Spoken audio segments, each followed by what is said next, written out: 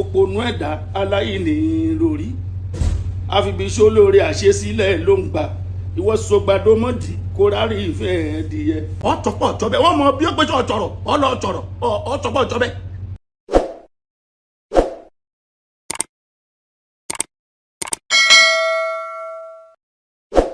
ọ̀tẹ̀ ló ń jẹ́ ló ń pè ọ́ kò sẹ́ni tí ò lórúkọ tiẹ̀ àti wípé ọmọ kì í gọ̀ títí sẹ́ẹ̀ kó gbàgbé orúkọ ara rẹ̀. ààfin tèmi ò nílò ìdánimọ̀ lọ́jà tó bá dọ́jà báyìí wọ́n á mọ̀ bó dọ́jà ni. èmi tí ń tòótọ́ Samuel Owóyẹmí fẹ́lẹ́fẹ́lẹ́ láyé lórúkọ mi fẹ́lẹ́ ní gbogbo èèyàn mọ̀ mí sí. èmi náà kọ́ Ọlọ́run ọba òkè ló fún mi ṣe ní gbogbo ìgbà. bàbá jọ ọfàyèmí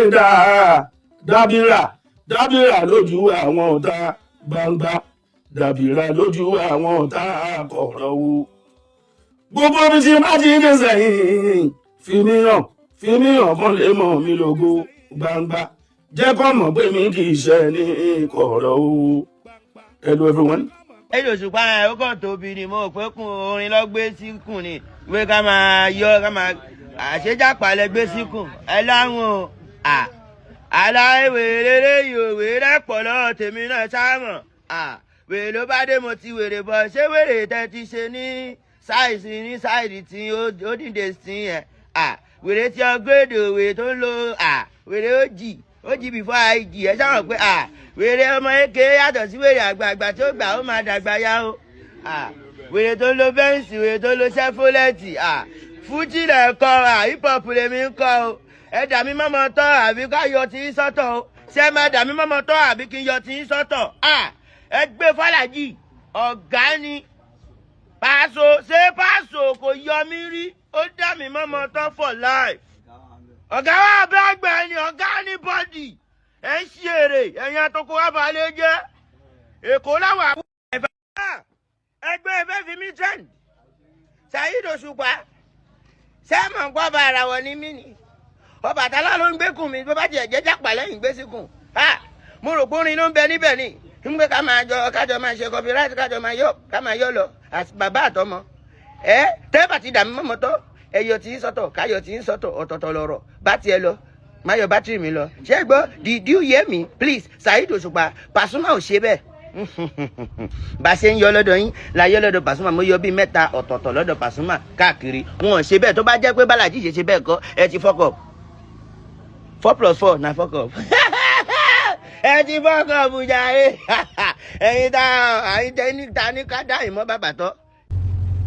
tẹ́bá ti réjì ká o onírìgì mọ̀ tẹ́bá réjì ká onírìgì mọ̀ o ìkan gbọ́dọ̀ rúgà sókè kó ojú kan ìkan gbọ́dọ̀ rúgà sókè kó ojú kan ìkan gbọ́dọ̀ rúgà sókè kó ojú kan alábòsí ẹ̀dá o onírìgì mọ̀ ọmọ ojú owó tún láwùn lóòlè kò mú tọwọ́ ẹ̀ wá bọ́mọdé fún wọn àgbà bí kòkó lé ná búrẹ́dì sí àgbà jẹ bí kòkó lé o ná búrẹ́dì sí àgbà jẹ o bí kòkó lé o ná búrẹ́dì sí àgbà jẹ onílára ẹ̀dá o aláìlérò òpònú ẹ̀dá aláìní lórí àfibíṣó lórí àṣesílẹ̀ ló ń gbà ìwọ sọgbàdọmọdì kó rárí ìfẹ́ ẹ̀dìyẹ sọgbàdọmọdì o sọgbàdọmọdì kó rárí ìfẹ́ ẹ̀dìyẹ sọgbàdọmọdì kó rárí ìfẹ́ ẹ̀dìyẹ wàá gbà pé ìmísí Àyìndé Ògún òkú o mísíkàlì yóò tún mi ìmísí Àyìndé Ògún òkú mísíkàlì yóò tún mi àwọn mọ̀ pé àwọn làwa ń báwí àwọn ò ní sọ̀rọ̀ àwọn mọ̀ wèrè mọ́mútọ̀ kò ní jánà tọ́ ọba ilé sọ̀rọ̀ ọ̀tọ̀pọ̀ ọ̀tọ̀bẹ wọ́n mọ̀ bí ó péjọ ọ̀tọ̀rọ̀ ọlọ́ọ̀tọ̀rọ̀ ọ̀tọ̀pọ̀ ọ̀tọ̀bẹ. sẹ́yìn ni dáàdì mi ni I don't know my surname yes na mi mọ dáàdì mi àwọn pé yín dáàdì nsìn. ẹ̀yin fáǹsì mi #1 the song I drop ijó ṣàkóṣàkó the title is not your title àwa lọmọ ṣàkóṣàkó wọn á nìyẹn tú òjú pé kórọ́ọ̀sì wà nù orin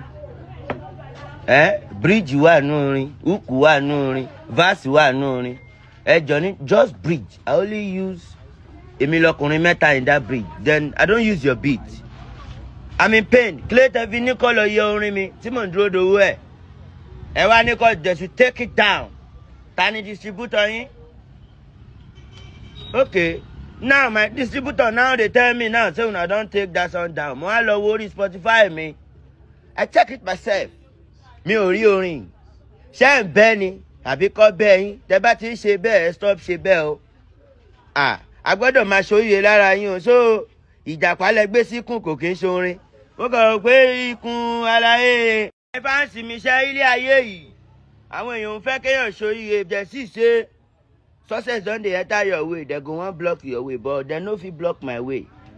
Ṣé this song, Ijó Ṣàkúṣàkù, ìdí among 10 song tí mo fi yáwó ní last 2 years. Orin ẹ̀ tún wà nínú orin tí mo fi yáwó, káà tún máa ń forin yáwó. Dey play. Ìjókòó síbẹ̀.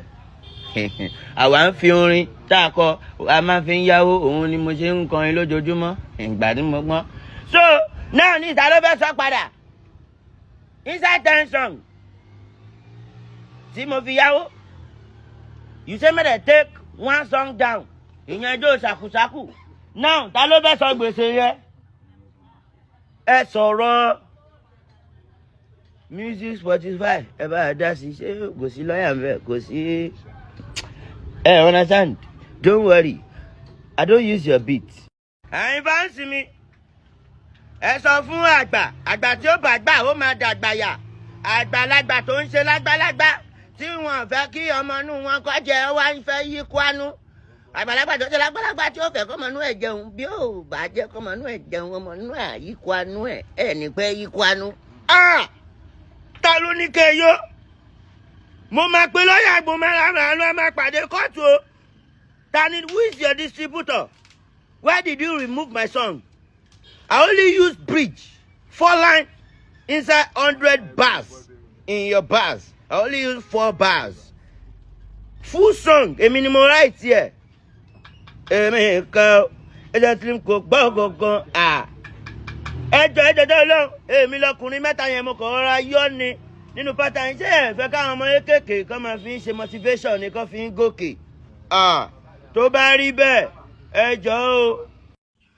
Ejò kan wà tó tutù lójú tó bá rí i bó ṣe wá tutù yẹn tó ikú ni kì í fẹ́ràn pé kí ìwọ sí ta lóhun paramọ́lẹ̀ ṣàlejò yìí jẹ́ máa gbọ́ mi. Ejò kan wà tó tutù lójú tó bá rí i bó ṣe wá tutù yẹn tó ikú ni kì í fẹ́ràn pé kí ìwọ sí ta lóhun paramọ́lẹ̀ ṣàlejò yìí jẹ́ tẹ́ bá rí i. Lọ́jọ́jọ́ kan ó lọ sóko àti wá ohun tí ó jẹ ó fara kọ́ iyùn tó ń fẹ́ fi géègì ó lérò pé ìyìn àǹtà ló fi kọ́ òun ó wá lẹ́ran àǹtà ìlà fojú di ó lọ́mọ kópa àǹtà yìí lọ́wọ́ kan bó ṣe lọ́mọ ṣàníyàn táwọn wí ṣe ń gé. Ejò kan wà tó tutù lójú tẹ́ bá rí i bó ṣe wá tutù yẹn tó ikú ni kì í fẹ́ràn pé kí ìwọ sí ta lóhun paramọ́lẹ̀ ṣàlejò yìí jẹ́ tẹ́ bá rí i. Sọ́rí o lọ́jọ́jọ́ kan ó lọ sóko àti wá ohun tí ó jẹ ó fara kọ́ ayùn tó ń fẹ́ fi géègì ó lérò pé ìyìn àǹtà ló fi kọ́ òun ó sọ pé ran àǹtà ìlà fojú di kó lọ́mọ kó pa àǹtà yìí lọ́wọ́ kan bó ṣe lọ́mọ ṣàníyàn táwọn wí ṣe ń gé.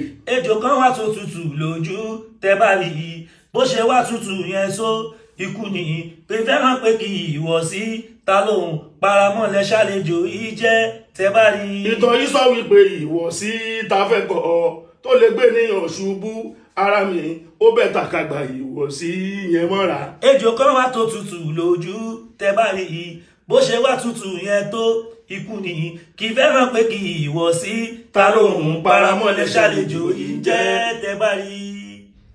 Ayọ́lọ́mọdé yìí máa jà wọ́n ló fẹ́ na gbà lórúkà wọ́n lẹ́ni tí wọ́n fẹ́ náà ní iṣẹ́ ṣòro gbogbo ni ta ló ṣògùn láyà fọ́mọ tí ó gbọ́n ẹgbà nǹkan wẹ́ kásáré fi ṣe nǹkan fún tó bá jẹ́ padà ló mú dání ẹgbà dọ́wẹ́ ẹ fi ṣe nǹkan burúkú fún tó bá jẹ́ oògùn ló gbójúlé ẹgbògùn ọwẹ́ ẹ fi ṣe ṣùtá fún.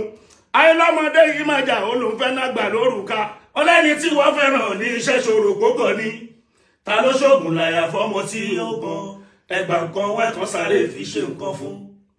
Tọ́mọ ikú bá ń bá ikú jà tọmọ yẹn ń bá yẹn jà o táwọn ayé ló ti tó tí ó gbàgbó ti tó wọn ní ẹ kó wọn sínú nẹ́ẹ̀tì ẹ kó wọn sínú kéèjì kó ní cage fighting káwọn ayé mọ champion. Ta ló ṣògùn láyà fọ́mọ tí yóò gbọ́n ẹgbà nǹkan wẹ́ kásáré fi ṣe nǹkan fún. Ìwọ lẹ́kùn ò kẹ́bí ẹ̀kùn ò ayé ti ń sọ yẹn ti pẹ́ ẹyọ ké bí ẹyẹ ayé tí ń sọ yẹn ti pẹ́ ṣe bẹ́yọ ké bí ẹyàn kí la fẹ́ fi wàhálà ṣe ta ló ṣògùn láyà fọ́mọ tí yóò gbọ́n ẹgbà nǹkan wẹ́ kásáré fi ṣe nǹkan fún. Zaka tó sẹ́rí ẹ̀ àgọ́bà ní Portable ọmọ lálọ́mí ògo ní mí. I wúlò for everybody, ògo àgbáyé ní mí. Dem no fit destroy me, nobody can destroy me, even nobody wan destroy me. Because say I wúlò for everybody. I value those who value me. Ẹ̀yin fáǹsì mi, I'm a powerful man. Alágbára ni mí, ògo ni mí. I don't used to thief, mi ò jalè. Olè ló bọ́mọ jẹ́, mi ò pààyàn. Mi ò dóyàwó níyàwó. Ẹ̀yin fáǹsì mi, mi ò jalè, mi ò ṣe yahoo rí o. When I say my working account, àkáǹtì tí mo fi ń wówó oúnjẹ, tí mo fi ń wówó tí mo fẹ́ jẹun ni. Ẹ wò agbára tí mo ní. Mi ò fi wá wàhálà mọ́, mi ò fi jà mọ́. Owó mo fẹ́ máa fi wá. The power I have, I want to be using and working and cash out money. So now, that time, ẹ wò egungun lọ́wọ́ sẹ́ẹ̀tì mi up o. Egungun náà máa ń yùbí. Ó wá gbé kámẹ́rà wá. Ó dẹ̀ tẹ́wó. Ó tẹ mílíọ̀n. Ó wá advice mi. Ń pé báwo ni. Ń wá kí mi lódógún bá níyànà ló gbó Ṣàngó ní àdúgbò mi. Mo rú ẹ̀ ni mo dẹ̀ gbé bọ̀bọ̀ yìí. Ó wá gbé mi sínú bẹ́ǹsì o. Ìyẹn egungun o. Wọ́n gbé bò sẹ́gbẹ̀ẹ́. Òbò yẹn náà kámẹ́rà, egungun náà kámẹ́rà, ṣọ́ọ́tì sẹ́ẹ̀tì kámẹ́rà sínú ọkàn mi àtojú mi àti ẹ̀mí mi. Nígbà mo bá ń sọ̀rọ̀ mi wá ní pé ọ̀rọ̀ ni yóò bẹ̀rẹ̀ kó ask me say how that account Elizabeth Joyce mo náà ṣe Joy ni mo fi wẹ̀ ọjọ́ tí mo fi wẹ̀ Joy ni then that account I open it with the name mo fi ń ṣe working ìyẹn legit account àwọn òyìnbó àwọn èèyàn àwọn ará Nàìjíríà àwọn ọmọlúwa onígbọ́n mi kan tẹ́gbọ́n ti travel láti Amẹ́ríkà ó ti wà London àwọn ọmọ máa fi àkáǹtì ẹ̀ máa fi ń ṣáàtì wọn torí location tán lẹ̀ gbogbo ẹ̀ tán lẹ̀ so àwọn èèyàn ẹ mọ̀ legit ni gbogbo káàdì tá a gbà gbogbo fóònù tí mo gbà gbogbo legit ni wọ́n náà wọ́n ojú mi náà ní ojú yìí òun ló blow yìí òun ni mo fi ń rí 63. Big Daddy.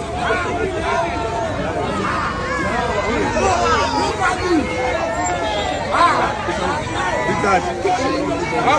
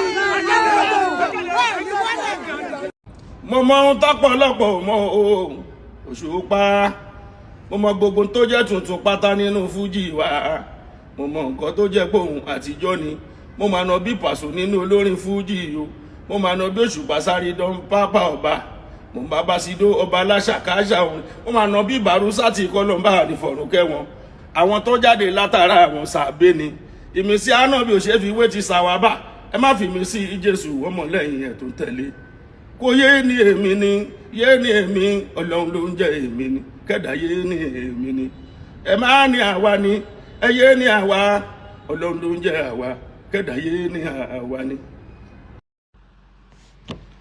má wọrí o orí ẹ burú ó bu sọmọ ìwọ tó ń dóyàwó ẹ tó lọ ń dọ̀bálẹ̀ tó lọ ń sọ thank you fẹ́ni tó dóyàwó ẹ tó lọ ń ya picture wọ́n dóyàwó ẹ òun lọ ń ya fídíò wọ́n dóyàwó ẹ òun ya picture wọ́n dóyàwó ẹ òun ṣe thank you má bínú ìyàwó ẹ tọ́jú ó ṣe interview ó ní lóòótọ́ òun jẹ́ dọ́gì wọ́n dóhùn ẹni tó dóyàwó ẹ ó ṣe interview òun gan ó jẹ́ thank you pé òun dóyàwó ẹ̀ epo ọdóyàwó ẹ̀ ìyẹn ọ̀tọ̀ ìwọ gan o tún wá sọ thank you pọ́dóyàwó ẹ̀ ìyàwó ẹ̀ gan tún wá testify pọ́dó òun so kí ló ń bá mi fà báyàwó ẹ̀ fà àbí kó bẹ́ni tó dóyàwó ẹ̀ fà súnmẹ́ni tó ń bájà ta ló fẹ́ láṣọ ya tó bá yà ẹ̀ máa now you come to my DM you say may I give you location say you wan come greet me no fẹ́ akim lórí búba ìwọ làǹdẹ̀ ọ̀dẹ̀ ìwọ bọ̀dọ̀ọ̀dẹ̀ tó dóyàwó ẹ̀ dàgìní dọ́rọ̀ bọ̀dọ̀ọ̀dẹ̀ wọ́n dóyàwó ẹ̀ ń sọ thank you ṣerú mi ló máa bá fà ìwọ tó ń fi lifestyle ẹ̀ ṣe content creator ó fi ìyàwó ẹ̀ ṣe content tó fi dó pamọ́ lọ́wọ́ oríṣiríṣi content ó content ìyàwó ẹ̀ ni ìyàwó ẹ̀ náà content ẹlòmíì ó contact àti content ẹgbà ọ̀dẹ̀ ní olórí burúkú ìwọ tó rí ẹ burú débi pé ó tún bu sọmọ ọ̀ndóyàwó ẹ̀ ò sọ thank you ṣerú mi ló máa bá fà olófo ọ̀ndóyàwó ẹ̀ ò sọ thank you ìwọ tó ẹ̀ṣẹ̀ dóyàwó ẹ̀ tán tó ń di wọlé ẹ̀ mọ́ àwọn èèyàn. Is there any girl that want to shoot video? Ó fẹ́ fi àwọn oníyàwó ṣe content. Ó ṣe pàyàwó rẹ̀. Ó ṣe fokó fojú rẹ̀. Ó fokó yòókù ìyàwó ẹ̀ wèrè. Ó fi okó. Ó fi.